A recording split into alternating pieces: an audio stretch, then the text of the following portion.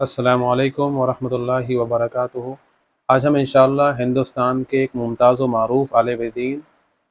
مولانا سید سلمان ندوی دامت برکاتہم العالیہ جو کہ انتقال فرما چکے ہیں، ان کی ایک زبردست، ایک شعلہ انگیز، ایک ولولہ انگیز تقریر انشاءاللہ سنیں گے، جس میں انہوں نے اپنے درد دل کو بیان کیا ہے۔ تو اس تقریر سے بھی ہمیں اندازہ ہوگا کہ اصل میں ان کی فکر کیا تھی اور ان کا منہج کیا تھا۔ اور میں اس کے ساتھ ساتھ یہ بتاتا بھی چلوں کہ سلمان ندوی صاحب کی جو فکر تھی، اصل میں وہ بلند فکر تھی، وہ دین کو بلند دیکھنا چاہتے تھے۔ تو اس لحاظ سے ہو سکتا ہے کوتاہیاں بھی ہو جاتی ہیں، اور انسانوں سے ہی کوتاہیاں ہوتی ہیں، خطائیں ہوتی ہیں، لیکن ہمیں ان تمام چیزوں کو بالکل فراموش نہیں کر دینا چاہیے، اور اعتدال کے ساتھ میں، عدل و انصاف کے ساتھ میں ہمیں اپنا ہر قدم جو ہے رکھنا چاہیے۔ چلیے ان کی تقریر ہم سنتے ہیں۔ باللغة الأردية وأستمعكم عذرا علماء گرامی قدر، میرے دل میں ایک درد ہے۔ مجھے یہ محسوس ہوتا ہے کہ ہم جب کبھی بیٹھتے ہیں کسی کانفرنس میں، کسی سیمینار میں، کسی اجتماع میں، تو روایات اور خاص ماحول اور رسمیات ہمارا پیچھا نہیں چھوڑتی۔ ہم ان میں اس طرح گرفتار ہو چکے ہیں کہ ان سے آزاد نہیں ہو پاتے۔ ہم چاہتے ہیں کہ اسلام کا جب مطالعہ کریں تو کچھ اس طرح سے کریں کہ کسی کونے میں، کسی کنارے میں بیٹھ جائیں اور اس کے بعد اپنا جائزہ لیں، یک طرفہ اپنا جائزہ لے لیں۔ ہمیں جائزہ لینا ہے پوری انسانیت کا، ہمیں جائزہ لینا ہے پوری دنیا کا۔ دنیا ہماری نگاہوں کے سامنے ہے، اور ہم جس نبی کی بات کر رہے ہیں اس نبی کی بات بغیر آفاقیت کے، عالمیت کے، گلوبلائزیشن کے ہو ہی نہیں سکتی۔ اس نبی کا کام شروع ہوا ہے یہاں سے کہ وہ رحمت للعالمین ہے، وہ رسول الناس جمیعاً ہے۔ اللہ نے فرمایا قل یا ایھا الناس انی رسول اللہ الیکم جمیعا۔ اور وہ جو نظام بھی لے کر آئے، تعلیمی نظام، کیا وہ لے کر آئے تھے اس لیے کہ چند علماء تیار ہو جائیں جو ممبر و محراب کی زینت ہوں، جو سیرت پر بیانات فرما دیں، جو امامت اور خطابت کا فریضہ انجام دے دیں؟ بکر و عمر و عثمان و علی، کیا خالد ابن الولید اور عمرو ابن العاص اور سعد ابن ابی وقاص اور عبداللہ ابن مسعود اور زید ابن ثابت اور کون کون نام لیتے چلے جائیے، کیا ان کی تیاری صرف اس لیے ہوئی تھی کہ ہمارے ممبر، ہماری محرابیں، ہماری خانقاہیں، مدرسوں کی چہار دیواریوں میں کچھ ربانیین اور اللہ والے پیدا ہو جائیں؟ کیا یہ مقصد تھا جس اللہ نے فرمایا تھا بعثت کے ساتھ هو الذي ارسل رسوله بالهدى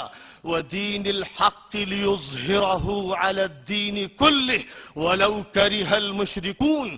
جس اللہ نے اس مقصد کو واضح فرما دیا تھا، وہ اللہ کیا اس پر راضی ہو سکتا ہے کہ پیوند کاری کی جائے؟ اس پر راضی ہو سکتا ہے کہ پوری دنیا کسی اور نظام، برطانیہ سے مانگی گئی، امریکہ سے مانگی گئی، یورپ کا جو تھوک ہے اس کو چاٹ کر لوگ زندگی گزارتے رہیں؟ اور اسلام نے جو توحیدی نظام برپا کیا اور اس وقت کی رومن امپائر اور پرشین امپائر کی بخیا ادھیڑ دی، اور یہ ثابت کیا کہ انسانوں کو غلام بنا کر کبھی بھی پیغمبر عظیم کی رسالت کا حق ادا نہیں ہو سکتا۔ ایک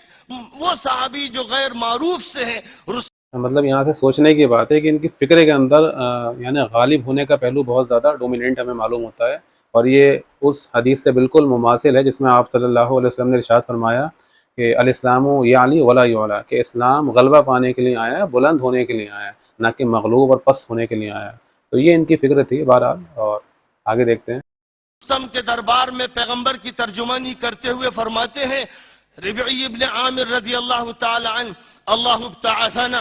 لنخرج من شاء من عبادة العباد الى عبادة الله وحده، ومن ضيق الدنيا الى سعتها، ومن جور الاديان الى عدل الاسلام۔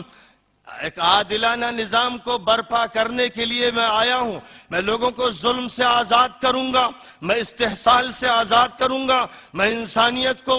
ظالموں کے شکنجے میں نہیں رہنے دوں گا، میں لوگوں کی عقلوں کے ساتھ مذاق کرنے کا موقع نہیں دوں گا۔ جس خداوند قدوس نے اس انسان کو بنایا ہے اسی نے یہ فرمایا اقرأ بسم ربک الذی خلق، پڑھو اس پروردگار کا نام لے کر، اس کی اسماء و صفات و ذات اور افعال پر یقین رکھتے ہوئے جس نے پیدا کیا۔ اور یہاں اس کی صفت تخلیق کا تذکرہ اس لیے فرمایا گیا کہ مفعول اقرا کا ذکر نہیں، یعنی کیا پڑھیں یہ نہیں بیان کیا گیا، لیکن ضمناً ذکر کر دیا گیا کہ اقرا کل مخلوق۔ یہاں سے میں ایک بات اور بتاتا چلوں کہ یہاں پہ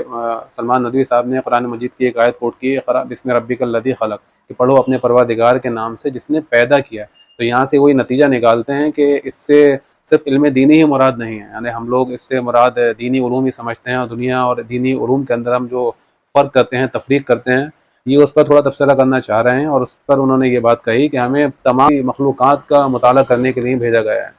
یعنی کائنات کو پڑھو، اس میں فزکس، کیمسٹری، بایولوجی اور میٹا فزکس اور جتنے بھی علوم ہیں وہ آ جاتے ہیں، یعنی کائنات کے اندر جتنی بھی چیزیں ہیں ان کا مطالعہ کیا جائے، کیونکہ وہ تمام کی تمام اللہ تعالیٰ کی مخلوقات ہیں، اس کو یہ آگے بیان فرمائیں گے۔ وہ خالق ہے، اس کی ہر مخلوق کو پڑھو، اس کی نشانی ہے پتوں میں، اس کی نشانی پانی کے قطروں میں، اس کی نشانی ہوا کی لہروں میں، اس کی نشانی درختوں میں، ذروں میں، سیاروں میں، کہکشاؤں میں، ستاروں میں، پھولوں کی پنکھڑیوں میں، وفی انفسکم افلا تبصرون، اس کی نشانی تمہارے دماغ میں، خلیوں میں، تمہارے سیلز میں، تمہارے رگ و ریشے میں۔ اور سلمان ندوی صاحب کی اس بات کی تائید قرآن مجید کی بے شمار آیات ہیں ان سے بھی ہوتی ہے، اور ایک آیت تو ایسی ہے کہ انما یخشی اللہ من عبادہ العلماء، بلا شبہ اللہ تعالیٰ کے بندوں میں سے اس سے ڈرنے والے وہ ہیں جو کہ جاننے والے ہیں، جو علماء ہیں، جو عالم ہیں۔ یعنی یہ جو آیت ہے یہ سلمان ندوی صاحب کا جو موقف ہے اس کو تقویت پہنچاتی ہے، کیونکہ اس آیت سے پہلے جن چیزوں کا ذکر آیا ہے وہ تمام کی تمام اللہ تعالیٰ کی مخلوقات ہیں، پہاڑوں کا ذکر ہے اور اس کے اندر نہروں کا ذکر ہے، چشموں کا ذکر ہے، تو اس کے بعد فوراً اس آیت کا آنا تو اس بات کی جو ہے ایک قرینہ ہے کہ اس میں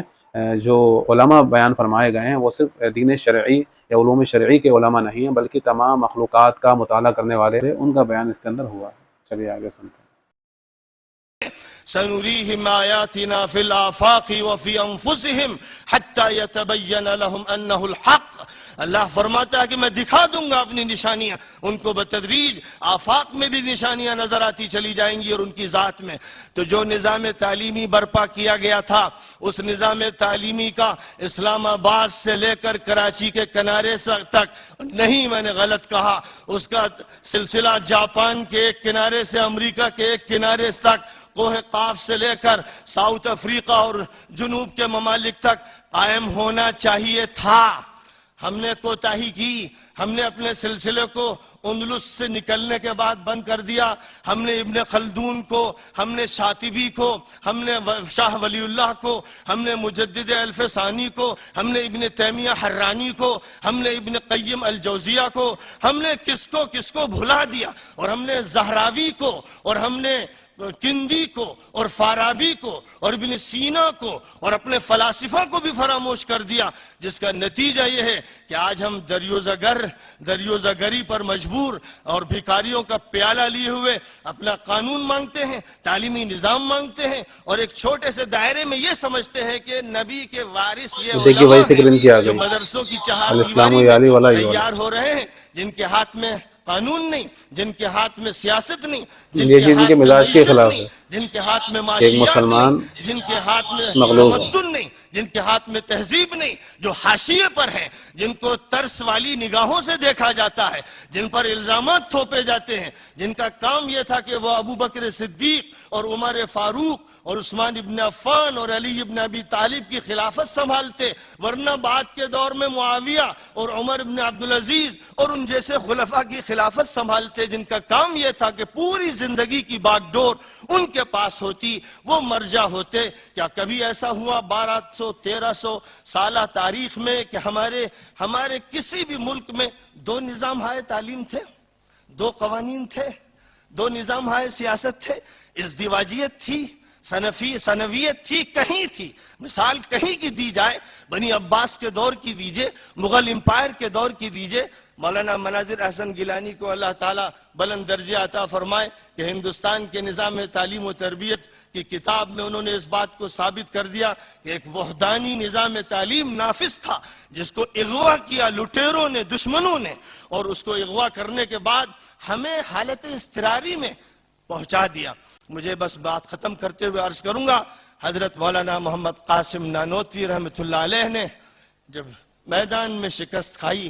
جنگ کے، تو یہ طے فرمایا کہ اب کلامی جنگ کو اختیار کرنا ہے، لیکن اس میں حالت اضطراری کی وہ پوزیشن میں تھے۔ ظاہر ہے کہ ان کے ہاتھ میں تمام ادارے نہیں تھے، نظام نہیں تھا، اس لیے انہوں نے یہ چاہا کہ جو کچھ بچا کھچا سرمایہ ہے اس کا تحفظ کر لیا جائے۔ جیسے ہمارے یہاں مسلم پرسنل لا بورڈ 1972 میں قائم ہوا، جب شریعت اسلامیہ کے اس پہلو پر جو فیملی لائف سے متعلق ہے ڈاکے ڈالے جانے لگے، تو طے کیا علماء نے متحدہ طور پر کہ اسلام کے آئلی قوانین کے تحفظ کے لیے ایک بورڈ بنا دیا جائے، اور اس نے یہ کام اپنے ذمے لیا۔ لیکن بتائیے کہ کیا اسلام کا صرف آئلی قانون ہے؟ یعنی ہم مجبوری اور حالت اضطرار میں اگر کسی چھوٹے سے دائرے کے تحفظ میں لگ گئے تو کیا ہم کو اپنے ماضی کا وسیع دائرہ فراموش کر دینا چاہیے اور اسی پر قانع ہو جانا چاہیے؟ جو نظام اس وقت مدارس میں نافذ ہے، سچی بات یہ ہے کہ وہ ایک چھوٹا سا حصہ ہے،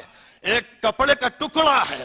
کھانے کا ایک نوالا ہے، اس سے زیادہ اس کی کوئی حیثیت نہیں، اور اس پر اصرار اور اس کو باقی رکھنے کی کوشش یہ روایت پرستی ہے اور رسمیت کا وہ جال ہے جس میں لوگ پوری طرح شکار ہو چکے ہیں۔ جب تک اس کو توڑا نہیں جائے گا اور عہد نبوی کے مطابق دوبارہ اپنے نظام کو قائم نہیں کیا جائے گا، جس سے وہ افراد پھر پیدا ہوں جن کے ہاتھ میں زندگی کا پورا نظام تھا اور وہاں کبھی بھی کسی سے بھیک مانگنے کی یا پیوند لینے کی ضرورت نہیں پڑی۔ مجھے تو ڈر لگتا ہے بس اسی آیت موجودہ صورتحال ہے ہماری مدینہ منورہ کے یہودیوں کی عہد نبوی میں اور عالم عیسائیت کے عیسائیوں کی عہد نبوی میں اور بعد کے عہود میں وہی کیفیت تھی کہ تو ہی ناداں چند کلیوں پر قناعت کر لیا۔ یہ کیفیت تھی جس پر قرآن بہت ہی گرج کر اور بہت ہی غصے میں کہتا ہے أَفَتُؤْمِنُونَ بِبَعْضِ الْكِتَابِ وَتَكْفُرُونَ بِبَعْضِ فَمَا جَزَاءُ مَنْ يَفْعَلُ ذَلِكَ مِنْكُمْ إِلَّا خِزْيٌ فِي الْحَيَاةِ الدُّنْيَا وَيَوْمَ الْقِيَامَةِ يُرَدُّونَ إِلَىٰ أَشَدِّ الْعَذَابِ وَمَا اللَّهُ بِغَافِلٍ عَمَّا تَعْمَلُونَ۔ اگر اتنے پر قناعت کر کے ہم اور آپ طلبہ اور علماء بیٹھ گئے تو مجھے ڈر ہے کہ جیسے خدا ان سے کہہ رہا تھا ہم سے بھی خدا کہے گا اور بجلیاں کوندیں گی اور ہمارا نظام تہو بالا ہوگا۔ ہم دیکھ رہے ہیں کہ دنیا میں مسلم ممالک رسوا ہو چکے ہیں اور ان کی رسوائی کی وجہ یہی ہے کہ انہوں نے شریعت کو پیوندکاری کے لیے اور محض دکھاوے کے لیے اور بہلانے پھسلانے کے لیے استعمال کیا ہے۔ وہ اس کے لیے مخلص نہیں، نہ وہ شریعت کے لیے مخلص، نہ اللہ کے مخلص، نہ رسول اللہ کے مخلص، نہ عوام و خواص کے مخلص، نہ اس دین متین کے ہر جز کے مخلص۔ اللہ اپنے فضل و کرم سے ہم کو وہ اخلاص عطا فرما دے اور صحیح راستے کو پھر سے عہد نبوی کو سامنے رکھتے ہوئے متعین کرنے کی توفیق عطا فرما